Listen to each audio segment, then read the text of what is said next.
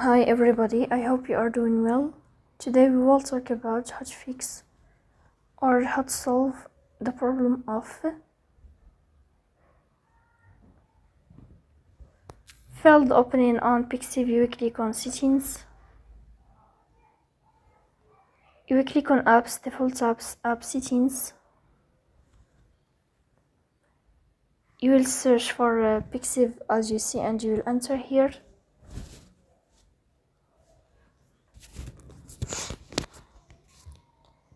You will click on first stop and you will click OK. You will click on storage.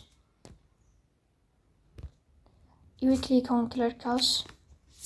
Then you will turn off your Wi-Fi and you will turn on your Wi-Fi again to fix that problem. So please don't forget to support us by like and subscribe. See you next time.